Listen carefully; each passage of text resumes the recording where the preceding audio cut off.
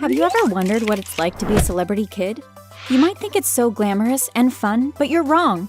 I'm about to explain how it isn't all that. See, both my mom and my dad are famous movie stars. My dad is also in the music industry, so that's double the fame. By the way, I've changed my name and the name of everyone involved because I can't just reveal my family's secrets without getting into trouble. Before I continue, please consider liking my video and subscribing to this channel. Hit the notification bell to make sure you never miss out on another great story. When I was born, everyone was talking about me. I already had an older brother, but when my mom got pregnant again with me, she was on the news, in all kinds of magazines, and she was even invited to a talk show. My baby pictures were everywhere, and now that I'm older, I really have a problem with that. I mean, have you ever heard about consent? But that comes with the fame. You don't really have much control over anything you do with your own life. So I was used to going to movie sets and everyone treating me like a little princess. I met loads of celebrities, but I didn't really feel the thrill that ordinary people feel when they meet famous people. To me, they were just average men and women with jobs just like my mom and dad. When I was very little, my parents were able to balance their careers and spending time with me. I don't remember feeling unloved or rejected. My dad would always tickle me, tell me jokes, and spin me around the room. My mom did typical mom things like play dolls with me and show me how to bake cakes. I started to feel them growing distant from me when I was about 5 years old. Natasha, honey, we're hiring a nice nanny to take care of you and your brother. Her name is Christina, and she's really nice. What's a nanny? Why do I need someone to take care of me? Where will you be? Well, Mommy and I got some more great deals and we'll have to be on set almost all day. We can't stay at home with you anymore. I never went to regular school because my parents thought it would be better for me to be homeschooled instead of dealing with the paparazzi and all that drama. I always had at least one parent home with me, but this whole nanny idea was totally new to me. Anyway, the next day, Christina came into our lives. She was a tall, beautiful Latin American woman. And from the very beginning, I was fascinated with her language. Hola, muñeca, you are the most adorable little girl in the whole world. We're gonna be such great friends. Her nickname for me was Muñeca, which meant doll. We developed an unbreakable bond from the beginning. My brother Patrick didn't really care about who was home with him or who wasn't. He spent most of his time in his room playing video games anyway. So I had her all to myself. During a normal day, she'd help me with my lessons. Then, she'd always have something fun for us to do. She taught me Spanish too, and I became fluent in no time. Sadly, we couldn't go out to do anything, but my house was huge, so it didn't matter. I was so distracted with my new nanny that it took me a while before I realized that my parents barely spoke to me anymore. When they came home, I was usually sleeping, and when I woke up in the morning, they'd already left for work. One night, I decided to stay up past my bedtime to say hi to my mom. When she came back home, I ran up to her excitedly. "Mommy, I missed you so much!" Now, why are you up so late? "I stayed up to say hi to you." I have to go to bed now. I am so tired. And that was that. No hug, no story, no nothing. Didn't they love me anymore? When I was about 10 years old, I was so used to my parents totally ignoring my existence that it became normal to me. Then one day, Christina approached me with an interesting idea. We're having a birthday party for my little nephew next Saturday. I think you should come, muñeca. But you know I can't really leave the house. What if someone sees me? Oh, it's fine. We're gonna disguise you. You'll dress up like a little boy and I'll put a cap on your head. Look, I already got you an outfit. She pulled my disguise out of her bag and we both laughed. Okay, I'm in. I was so excited. I'd finally be able to leave the house and see what it was like to be a normal person. We told my parents nothing. And it's not like they'd ask anyway. We told my brother we were going to the supermarket, and he just shrugged and went back to his game. Patrick wouldn't care about anything if you paid him to. And just like that, we were off. Christina's neighborhood was about an hour away. We took a taxi there, and when we got off, I looked around. The place was definitely different from where I lived. For one, the houses were a lot smaller. She let me change into ordinary clothes when we got to her house because everyone already knew who I was. They knew who Christina was babysitting for. Her whole family was there. Sisters, brothers, uncles, aunts, old people, kids, and everyone was so happy. There was laughter everywhere and I instantly felt at home. I was even happier that they didn't make a big fuss over me. I felt ordinary and not like some celebrity's kid. For the first time in forever, I played with kids, filled my tummy with candy, and danced away. Then I looked around and became extremely sad. All over there were parents talking to their kids, hugging them, joking with them, and just having fun. I looked at them and realized I didn't have that anymore. And suddenly, I just broke down into tears. No one could make me feel better, so Christina put the disguise back on me and took me home. Why are you crying so much, darling? My parents don't care about me. All they care about is their movies and their music. I wish I could live in your neighborhood instead. Oh, they're just busy, that's all. I'm sure they still love you and care about you. Now come, let's watch your favorite movie. It'll all be okay. As I grew, I got really bored at home and begged my parents to let me go to school.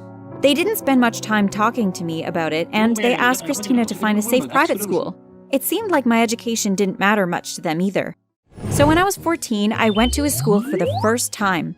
It was great to be around other people my age, and my teachers explained to my classmates that they couldn't take pictures and stuff like that for legal purposes.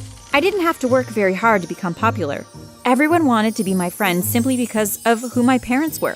It was ironic, though, because these same parents treated me like I didn't exist. Well, sometimes they'd come home with lots of gifts, expensive jewelry and clothes, so I think they wanted me to know they cared even though they had no time to talk to me. Sometimes we'd fly away on our private jet for very short vacations, and other times they'd let me and Christina go on our own. If we felt like having dinner in Paris or breakfast in Italy, they'd let us. But apart from that, I was practically raising myself. I had friends, money, popularity, but I didn't have what I wanted the most. I sat on my bed all moody one night, trying to brainstorm ideas. How could I get my parents to notice me, to actually want to spend time with me? I could destroy the house and become a really problematic kid, but would they even notice? And that would just be more work for Christina. What was I going to do? Then I got an idea. Aha! I'll just become famous too. I sent my dad a text message because he wasn't home. Maybe he'd read it. I hoped he would. Dad, can you arrange a meeting for me with your manager? I want to talk to him about something. The next morning, he woke me up and told me I could come to the office with him. I won't go into all the details, but the guy was pretty receptive towards my idea. I wanted my own show. So, you want to follow in your parents' footsteps, huh? Yes, that's exactly what it is. Well, fine. You'll have to take a few acting lessons, but I think you've got the acting genes. Consider it a deal. I couldn't believe it was that easy. The next week, I was allowed to skip school for my acting lessons. After a few months, the pilot episode for my first show was released, and it was an instant hit. I went back to school for a little while, and everyone made a huge fuss about me. But when I went home, it was back to the same thing. So I figured I needed to work a little harder. After my first season was complete, I went back to my dad's manager, who is also my manager now, and I told him I wanted to produce a music video. Can you even sing? Not really, but have you ever heard of auto-tune? Okay, fine. You can work on that before we get started on your next season. Good job, by the way. I think you're doing great. Before I knew it, I was a sensation. I had millions of views on YouTube, and almost everyone knew my name. And then the best thing happened. My manager suggested that I do a collab with a rapper who was about my age. I've invited him here today. Really? Oh, look, he's right behind you now. I turned around and I couldn't believe it. This guy had actually been my celebrity crush for a long time. What's up, babe? He smiled. Hi. I waved shyly because that's all I could do. I felt paralyzed. Anyway, kids, I've planned a nice lunch for you two so we can get to know each other. But it has to be done in the company's restaurant downstairs because no one can see you together. Why? Well, Caleb has a girlfriend, so if anyone sees the two of you out together, they'll take pictures and it'll cause a stir. But don't worry, babe, she's not my real girlfriend. It's just for show. For the fans, you know what I mean? Yes. I lied. I had the most amazing lunch date ever, and the time we spent working on our video the next few months was awesome. I never even saw the fake girlfriend at all. Caleb and I became great friends, and he'd come over to my house sometimes. We could only hang out privately, but I was okay with that. We'd always find something fun to do. Then one day, he said, Hey, Natasha, I know it's weird that I have a fake girlfriend and all, but I feel like you're my best friend. And well, I was wondering, do you want to, be my real girlfriend? Wow, Caleb. Of course. I thought you'd never ask. I finally had someone who saw my awesomeness and treated me like I existed. Although I was still sad about my parents, Caleb made me feel a lot better. We kept our relationship a secret for a long time, so we wouldn't upset my manager or cause any unnecessary drama. But we were so used to cuddling and kissing all the time that one afternoon we totally forgot. We were standing outside by my manager's building. I was about to go inside, and he was going to get into his car to continue shooting another video. He hugged and kissed me goodbye, then I heard someone say, Oh my gosh, I'm uploading this right now. Did y'all see that? Caleb is cheating on his girlfriend. The crowd all stared at us, and then Caleb's fake girlfriend Amaya got out of the car and started screaming. I didn't even know she was in there. How could you do this to me? Cheating on me with her? I hate you. What? But you knew you were my fake girlfriend all this time. What are you upset about? Are you hearing this, everyone? He's nothing but a dirty cheater. Shut up, you're an idiot. You'll never be good enough to have an amazing boyfriend like Caleb. Leave us alone and go find something interesting to do with your life, I screamed at her. At that point, almost everyone from that building had come downstairs to see what was going on, including my parents. Darling, please stop. You're creating a scene. Do you realize that this is the first time you've spoken to me in years? You're the most horrible parents in the universe. All you care about is your career. You treat me like I don't exist. Honey, what? Oh no, I didn't know you felt that way. How could you know if you never bothered to talk to me? And all you people listening along, because I know this is being recorded. Don't you ever for a second think that it's fun being a celebrity or a celebrity's kid. It's awful. Our manager came down and asked us to all calm down. We went inside and Caleb called another driver for his fake girlfriend. Well, fake ex-girlfriend now. He left too, and I was alone with my parents for the first time in a long time. My mom actually started crying because she didn't realize that her actions had such a negative impact on me. They said sorry, and we all decided to take the rest of the day off to go home. The video of all that drama was online by the time we got back, but a few $1,000s got it erased from all platforms. My parents are much nicer to me now, and my relationship is great. Hey there, my name is Kaylee, and when I was 15 years old, my life totally transformed. I was a really happy kid. I loved roller skating and anything to do with fashion. It was my deepest wish to someday become a fashion designer. I bought tons of magazines and cut out pictures of designer clothes to stick all over my room. Before I continue my story, please don't forget to hit that like button and subscribe to the channel. Hit that notification bell too if you don't want to miss out on any more exciting stories. I had to stick pictures of clothes on the walls because I'd never be able to afford them. I lived alone with my mom and we didn't have much money. She was a nurse and my dad left us when I was about 5 years old. I haven't seen him since and he doesn't check up on me at all. The last I heard of him is that he moved to Spain with his new wife. I mean, that shouldn't bother me as much though because I had a really good relationship with my mom. She was fun and she was never bossy or annoying. She let me do whatever I wanted most of the time, but money was tight. I wasn't even sure how we'd pay for college, but I just remained hopeful that things would work out anyway. I went to a good high school, but I didn't really have many friends there. My friends were all part of my roller skating club, and every day after school, we'd go to the skate park. There was Carly, Stephanie, Bridget, and Madison. Kylie, your skate is missing a wheel! Bridget screamed while I was spinning around happily and trying out a new routine. I stopped abruptly and ended up falling over straight onto my head. It was just a prank! They all laughed. That is such a lame prank. I'll get you all back, don't worry, I shouted while getting up. My friends were like this most of the times, always playing lousy pranks. The next day, we decided to go to the mall after skating. We went to the food court, and while I was chomping on the most delicious burrito in existence, Stephanie came up to me with a cute pink bottle. Check out this amazing lotion sample I got from a nice lady. She gave it to me for free. It smells wonderful. Without a second thought, I grabbed it and I poured some all over my hands. It was ketchup. Everyone laughed at me and Stephanie took a picture. Ugh, I'm so sick of you guys, I laughed. I wondered if we'd ever grow up or if we'd continue behaving like silly little kids forever. I had to walk home looking like a murder victim with ketchup all over my clothes. Anyway, this was how it went for weeks, so I didn't think much of what happened next. I was sitting at my computer browsing through the latest fashion trends one night, and my cell phone began ringing. I looked at it and there was a strange-looking number that I didn't recognize. I decided not to pick it up, but the person kept calling back for a whole 30 minutes. I was eventually so annoyed that I just picked up. Hello, I said. What's the bank account number? A deep voice replied. What? I said. The bank account number so I can wire the money. He replied harshly. Ugh, it's these stupid girls playing pranks again, I thought. Hold on, I need to check. I don't know it by heart. I said. I don't know why, but I found my bank account information and told whoever was on the other line. Expect the deposit sometime next week, He said and then hung up.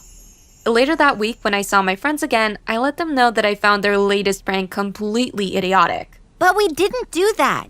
Where would we even find an old guy to call you about money anyway? We don't talk to old men, Bridget said. They all looked serious, but I figured that could have been a part of their prank too.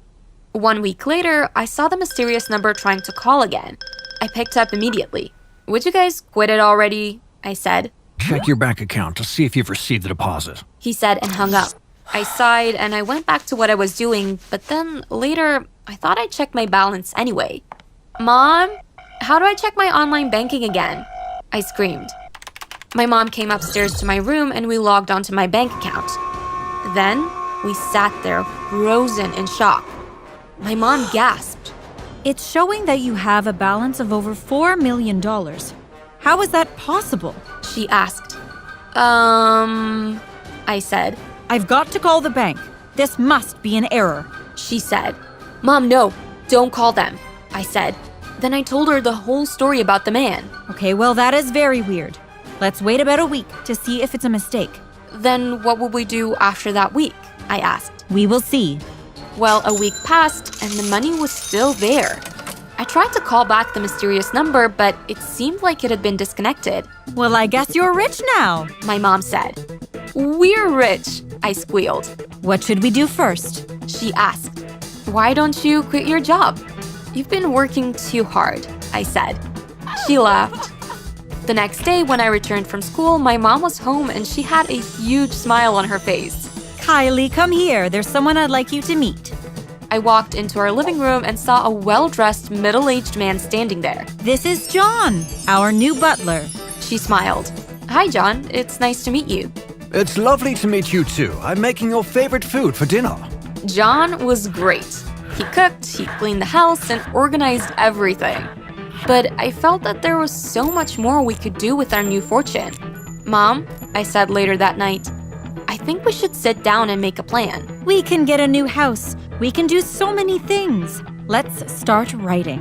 We didn't get very far with our list. We just ended up talking about all the ways we could spend my new fortune. The next day, I skipped school to go house shopping with my mom. She hired a real estate agent and we drove to the wealthiest neighborhood in our area. This is it, I said.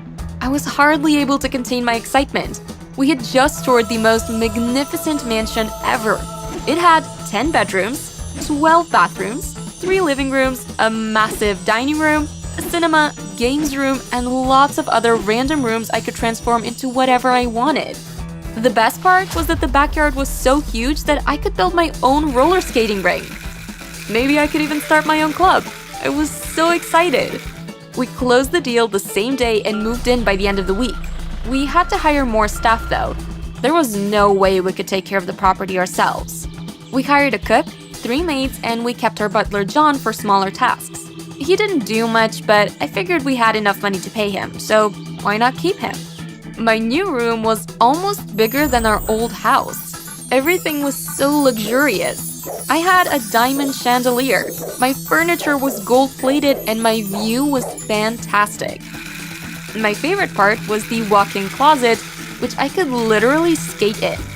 The only problem was that it was empty. I've got to fill this up, I thought. I went to the mall and I bought all the clothes and all the shoes that I wanted. I felt so relieved. I'd usually walk past these stores wondering if I'd ever be able to afford anything in there. And now I had enough money to buy the entire store. I think I spent that whole day shopping. I didn't even bother to try the clothes and the shoes on. If I wasn't sure, I'd buy 2 sizes just in case. The butler helped me carry everything to our luxury car, which was waiting outside. When I got home, I filled up my closet and danced around happily. Wow, I'll never have to cut pictures out of magazines again. I'll have everything right here, I thought.